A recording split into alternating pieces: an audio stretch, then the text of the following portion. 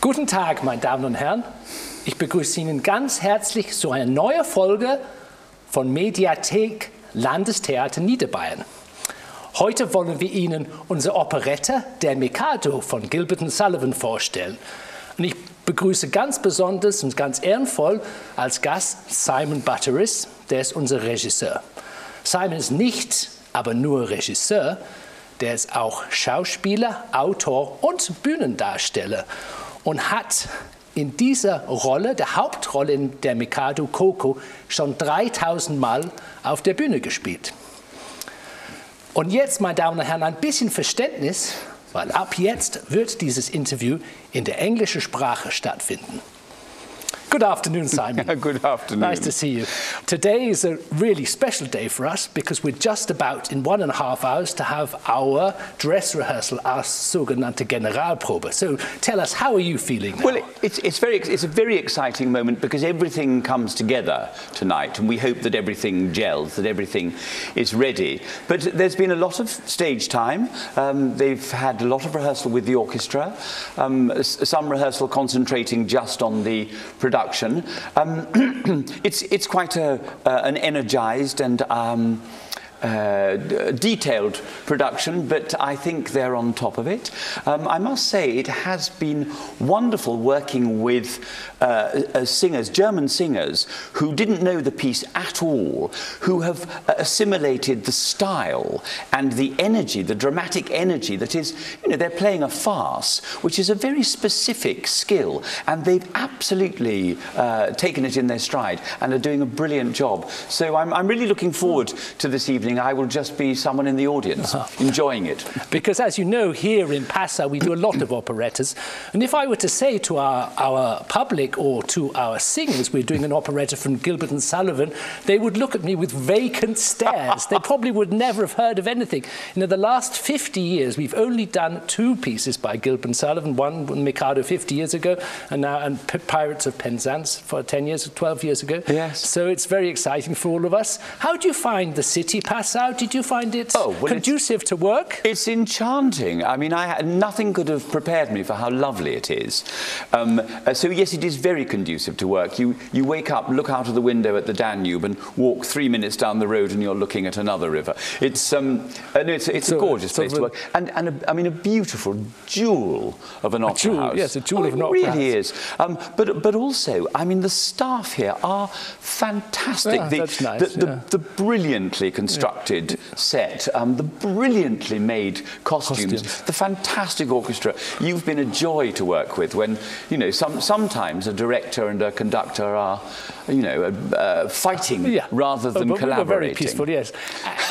Tell us something a little bit about the piece, the MIKADO, this Japanese, maybe this, so we understand that a little better, this Japanese, non-Japanese? Well, it's of course, and this is misunderstood very often, and now particularly, it's not about Japanese people at all, and it's not set in Japan. It's set in the fictional city of Titipu, and all the characters are English people, quintessential English people. There was in London in the 1880s a hugely successful Japanese exhibition, their cultural life, their designs, all manner of Japanese life, and it was an unexpected success. So that everyone in London wanted to have a little bit of Japan in their wardrobe or in their house. And Gilbert, W.S. Gilbert, thought this was hilarious, that little little bureaucratic Englishmen in their bowler hats wearing black all the time should love these designs, and he thought how funny it would be if all these English people were dressed as though they were Japanese, or indeed if Japan colonized England, what it would be like.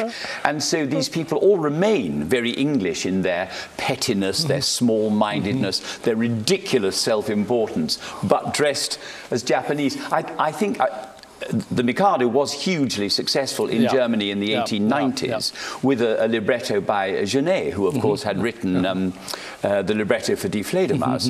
It's been forgotten since, but it's a very good time to reintroduce it post-Brexit, because it's a very good time to laugh at English self-importance.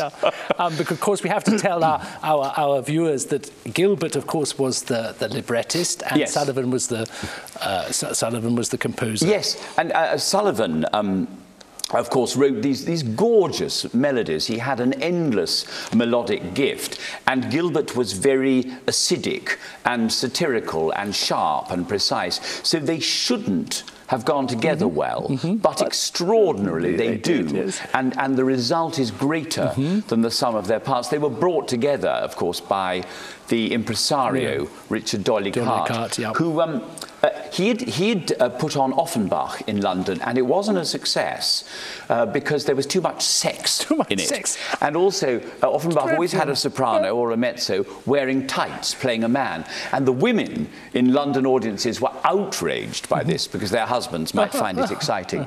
So Doyley-Cart said to Gilbert and Sullivan, replicate these operettas, but with no sex and no transvestism. So that's why they weren't called operettas. They called them comic operas, and they were something distinct from naughty European because after all your experience, I think this is the first time, is it, that you've done a Gilbert and Sullivan with English, with the songs, with arias in English and the text in German. Is this right? Absolutely, yes. So tell us a little bit about how did this work for you, the text in German? How did the translation process work? Was this difficult? It turned out not to be difficult, but I was prepared for it. I was asked to direct the Mikado in Russia some years ago, and the original Russian translation was by Stanislavski. So I was very, very keen to use it, or at least to look at it. I speak just enough Russian to be able to work my way around it. And they insisted on a new translation, which came back, I mean, it was a broad kind of comedy that didn't suit Gilbert and Sullivan at all. There were various disasters with various design and casting problems, and I ended up not doing it. But it meant that when I came here and collaborated with Svantje on a new translation, it was a joy because she absolutely understood that I wanted to replicate the style and the wit of Gilbert. It's like playing Oscar Wilde or Noel Coward. And Svantje absolutely got this, and she's done, I think, a marvellous job. Well, we're looking forward to that greatly. One of the things I read in your biography before we started this is that you'd studied in Cambridge. And for our viewers today, I think this is quite important to explain to them. So I studied in Oxford, and there is this rivalry between Oxford and Cambridge. And I can remember in 1984, I went to a ball in Cambridge. I drove with my friend Jason in an old MG. And when we got to the outskirts of Cambridge, we felt a hatred to this city because Cambridge, Oxford was more like a rough diamond, and Cambridge was so incredibly beautiful. The lawns were mowed and all the facades were beautifully, and so this rivalry is very, and so I always was a bit suspicious of Cambridge people. And our main leads, Edward Leach, who's playing the role of Nanki Poo, he also went to Cambridge, and the first days of our rehearsal I felt outsider because you two understood. As by now, of course, we get on very well. Did you? How do you feel about Oxford and Cambridge? Do you have any kind of stories that you I think it's a comic rivalry. A comic rivalry. Really. Yeah. There's a wonderful Gilbert and Sullivan opera called Patience, in which there are rival poets, rivals for the love of the lovesick maidens. And it's a similar sort of thing, that they play terrible rivalry, but actually they end up working together very well. But both Cambridge and Oxford have very good Gilbert and Sullivan societies. Yeah, they do. And the Oxford Society has often asked me to go and speak at their dinners. Even though you're Cambridge. But Cambridge has never asked me to. So I now feel I'm an honorary Oxford person. Yes. One of the things which I always think is so interesting is we're thinking back about this Mikado, and you asked me this, and I thought I'd share it with our viewers. What was the first time I met Mikado? And this was in 1970, because my father was in those days canon in Bristol Cathedral. In those days, these cathedral canons and deans and bishops and curates all used to get together, usually on a Saturday. They used to eat cheese and wine, rather bad cheddar cheese, rather bad French Blanc, or even Liebfraumilch, which is a kind of rather bad white wine from Lower Rhine, I think that's where it came. And we all got together in the dean's house and performed Mikado, everybody with dressing gowns, and my father sang the part of a more humane Mikado, he sang the part of the humane. And since then, most of my meetings with Gilbert and Sullivan all have been in this amateur version, in the village hall or in a school and everything. And it's only now, really, this is only my really first professional performance of the piece. But you've had slightly different memories of Gilbert, or experiences as I did. Maybe you could... Well, I have, but I would say that the amateur culture of performing Gilbert and Sullivan in England is what has kept it so vibrantly alive for 130 years now, is it? Or maybe more even. So it's a very wonderful thing. Amateur performances are not always great. Sometimes they are very, very good indeed. But I had none of that in my childhood at all. My parents knew nothing about Gilbert and Sullivan really, and so I wasn't exposed to it. My first exposure to it was at Cambridge, where, as I say, there's a very good Gilbert and Sullivan society. So these rather good productions were put on, and my very first one was the Mikado. But in those days I was a tenor and I sang Nanki Poo. That's how you... Yes, at this marvellous, we took it to this marvellous theatre at Land's End, which is, the backdrop is the Atlantic Ocean. So that was a wonderful introduction to the Mikado. But the first time I sang Coco was in a radically rewritten version. It was called, instead of the town of Titipu, it was called the town of Mitsubishi. and Mitsubishi, the Japanese, had bought London. It was set in modern times, and Katusha was Mrs. Thatcher. So that was all very funny, but it wasn't until some time later I did the actual Mikado, and realised what an exquisitely written piece it is. It's a perfectly constructed farce. And this is another thing that Gilbert was... farce is all about amoral, selfish people. And Gilbert again was saying, the English pretend they don't like sex, but they're all terrible hypocrites and all terribly selfish.